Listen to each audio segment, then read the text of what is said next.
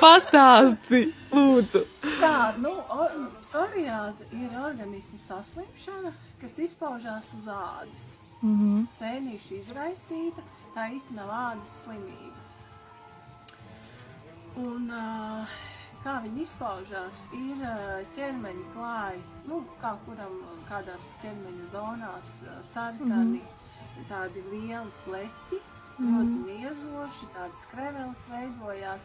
Man personīgi bija klāta gan galvas āda, rokas, visa mugura.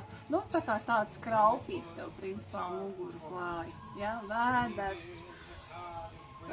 Diezgan nopietni tas viss bija, un mans ceļš uz šo atvesaļošanās sākās ar šo koraļu ūdeni.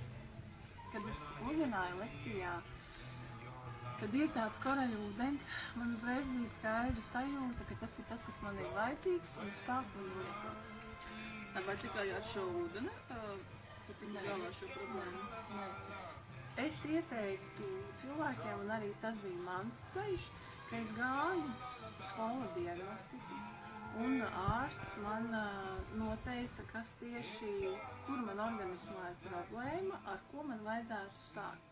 Kuras mana organisma izvadu sistēmas ir pārslogotas, kāpēc organisms netiek galā ar visām šīm sēnēm, parazītiem, ar visu to, kas mani bija pārāk nomācis, ja, un tāpēc arī viss tās izpausmes bija caur rādu, un rāda ir izvadu orgāns mūsu lielākais, un līdz ar to man bija arī problēmas ar aizskunga dziedzeri, ar vielmaiņu, protams, ka sēnītes, ļoti daudz sēnītes.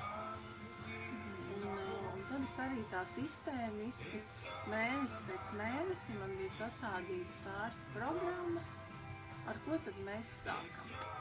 Bet principā ar šo problēmu tu kā nevar tā ļoti ātri galā tikt. Tur vajag tā apņemšanos spēcīga, kad cilvēks, kas sāk, viņš turpina līdz galam un nepadodās. Jā, tas ir jādara katru dienu sistēmiski. Tas nav tā, šodien kaut ko atceros, iedzeru, labi, tur aizmirs un nekas. Nē, tas ir nopietni kā uz darbu. Tā tu zini, ka tu nopietni strādā pie savas veselības. Bet arī ir kāda nozīme arī uzturēm, ko lieto ikdienā? Jā, ļoti. Es arī tajā pāsinājuma periodā, jo man bija psoriāzes forma, vasaras forma, ir rudens un vasaras forma. Līdz ar to man bija izsitumi uz ādas vairāk rudenī, ziemā, un tad pavasarī, vasarā viņi kļuva gaišāki. Tagad saulīte uzspīd un D vitamīns. Jā, tad arī, es arī pati jūtos. Un ko tu neēdi, ko tu ēdi? Ko es neēdu? Es sākuma posmā atteicos no piena produktiem, pilnībā. Siers, sviests? Nekas, ne Wow. piens, ne sviests. Un balta kafija arī nē? Nē. Nekas. Jā, nevarēja tādu. Bet tu tā pamazām vai tā pēkšņi, kā nogriezt ar nazi, ar neēdīšanu viss, vai tas tā pamazām, kamēr pat pieradi, ka tu tā nevarēsi. Bet zini, man liekas, ka pat ir grūtāk, ja tu uzreiz tās, man piemēram personīgi, ja es stingri pasaku šodien nē, tad vienkārši nē. Ja es tā kaut ko, un tad vēl knākstos, un tā, pieņemsim, man tā ir. Man bija tā, ka man bija ļoti spēcīga vēlme būt veselai. Tev jau bija apnicis, vai ne? Man bija jau viss, Līdz brošai vai kāds cits. Un es sapratu, ka, ja man ārsts saka, dari tā, tad es arī, darīju visu tā kā likums. Tas ir saistībā arī ar psiholoģiju? Nebija tā, ka tu kaut ko mainīji domāšanā vai kā? Vai tā ir tiešām organisma attīrīšana un tādā, kā tu saki, sistemātiski? Tā. Protams, ka viss jau tas ir tā... Roku rokā, jā. Visa vietas roku rokā, jā, gan tā pašapziņa par sevi, gan tā kautrēšanās, jā, tu atmet visas tās lietas, kas tev, jo tu jūties pārliecinātāk par sevi, tu esi veselāk, tu esi skaistāk līdz ar to, un tas jau viss ir tā kārtojās roku rokā. Tad tā ir tā kā sēnīte, jā? Un ko tu pret sēnīti tā kā ieteiktu vienu no produktiņiem, piemēram, ko tev vajadzētu dzert? Ļoti daudz es daudzējos ar šo produktu, kas ir skuvju koka miza. Jā, tas ir pretsēnīšu preparāts, arī ļoti imunitāci ceļ. Jā. Vēl arī ļoti man patika un ļoti palīdzēja produkts melnā rieksta lapas. Arī pretparazītu. Jā, ļoti daudz labus darbus mūsu organismā. Drīkst tā ieminēties, ja tajā gadījumā, ja rādas problēmas, var arī būt parazīti? Ne tikai sēnes tur? Vai tas ir individuāli? Jā. Varētu būt, jā.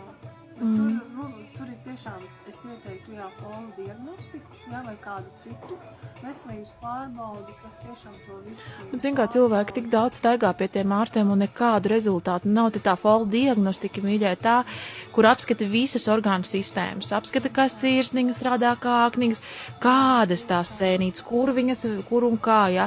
Un šī folu veselības pārbaudi veids profesionāla ārste. Jā, tā kā, ja kādam interesē, droši jūs rakstiet mums, jo mēs pateiksim, kurā vietā un tur pēc pierakstiem iet un, tā. Jā, Tā. Tā kā... Arī ļoti man patika un daudz lietoju koloidālo sudrabu. Jā. Kā iekšīgi vai? Jā, dzēru uz nakti. 1-2 steikarotes, un tad Jā. arī tieši pēc pārmošanās arī 1-2 steikarotes, un tad tikai ūdens glāzi. Lai tās sēnītes, kas pa nakti Jā. tieši, aktivizējušās, lai viņas uzreiz tā kā nomāktu. Superīgi. Un kā varētu ārīgi apārstēt šo ādu? Es domāju, tādu tad ar opju sausi, miezoši. Jā, ārīgi es gāju vannās ar vannas sāli ar mikrofibrínu, tas ir nāves jūras sāls, ļoti dziedājošs, šādā ļoti sārmains ūdens, ļoti nomierina, noņem to niezi. Pasties, kā. Un tad arī psoriāzes kartuves laukumus, viss cauri, jā, gan galvas sādā, gan uz alkoņiem, pie rokām. Bet nebija tā, ka viņš kodakļās? Man it kā nē.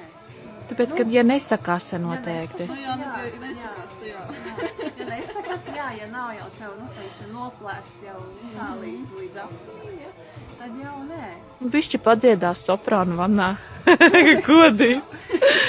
Tad ar dziedējošo emu... Tīros emu? taukiem. Tīros emu, jā, jo mums ir arī teisko keļa.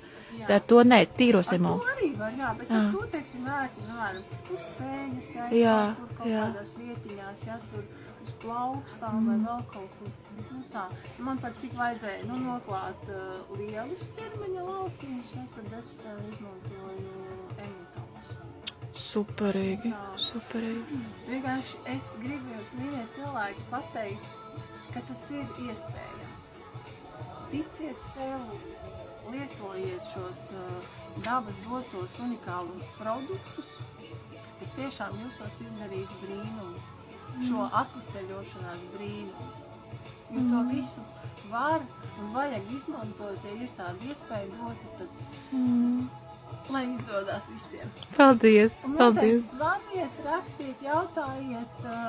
Padalīsies jā, ar savām zināšanām. Superīgi. Paldies, Dacei, par labajiem, motivējošiem vārdiem. Un arī ir cerība, ka kādreiz arī tikšu vaļā no šīs problēmas un varēšu padalīties ar jums savā pieredzē. Labi, paldies.